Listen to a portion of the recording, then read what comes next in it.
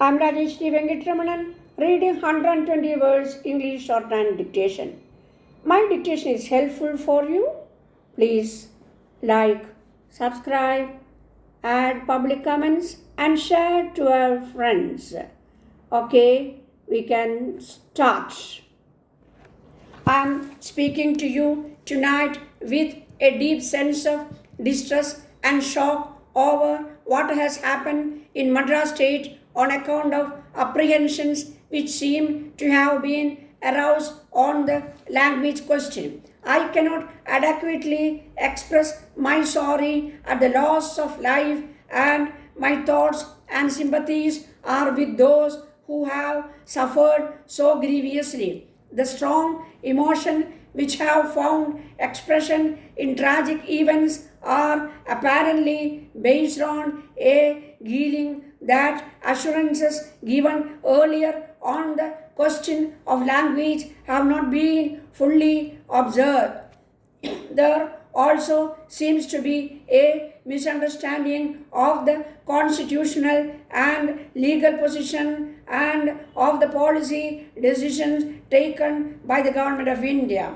I honestly and sincerely believe that these apprehensions are based on an unfortunate misunderstanding of the factual position. I propose, therefore, to place before you as early as possible the facts as they are, and then ask you to bestow upon them your dispassionate consideration. In the course of speeches in Parliament in August and September 1959, Jawaharlal Nehru gave certain assurances to the non-Hindi speaking people, and the assurances have great satisfaction. What exactly were those assurances? Let me quote the key sentences from his two speeches.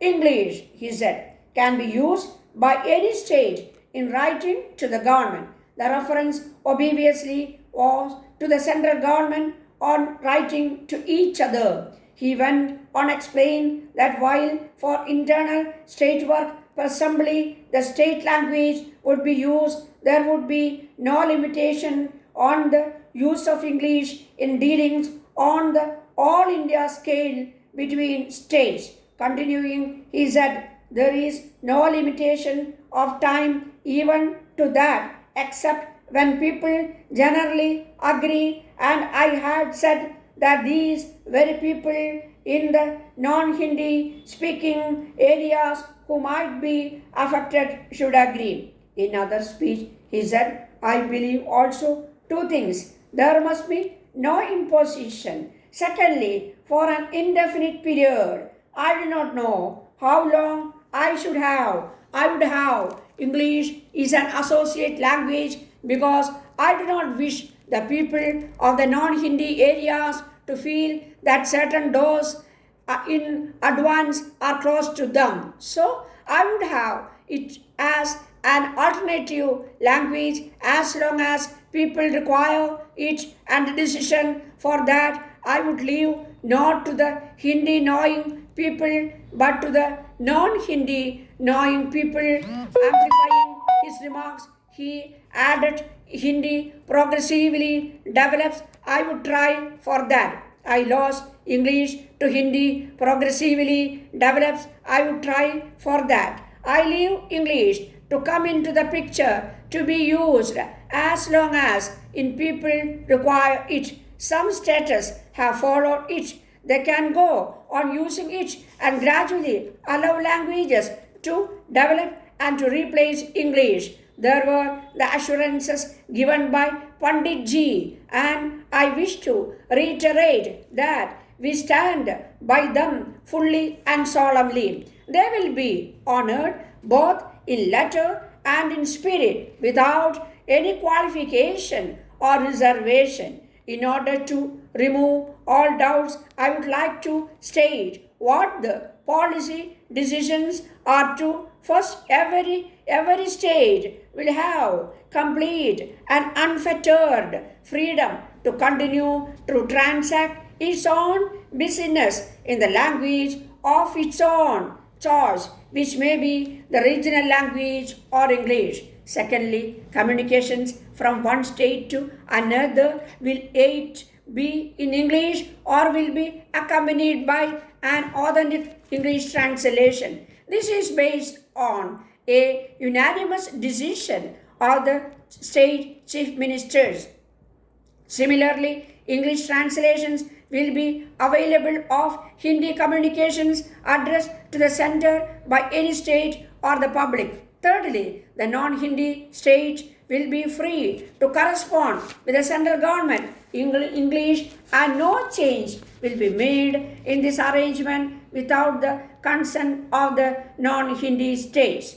Fourthly, the transaction of business at the central level, English will continue to be used. It should be quite clear from what I have just said that there is no question whatsoever of Hindi being imposed on the non-Hindi speaking states.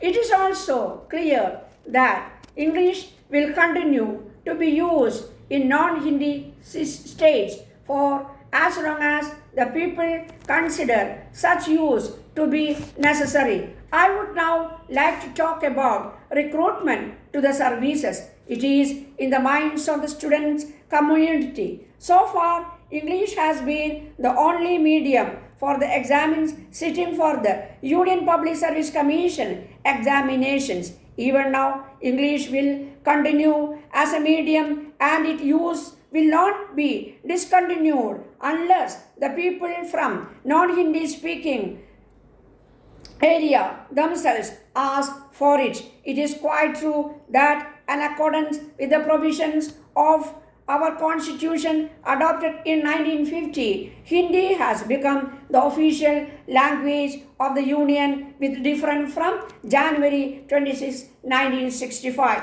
Ordinarily, English would have ceased to have any official status with effect from January 26, 1965.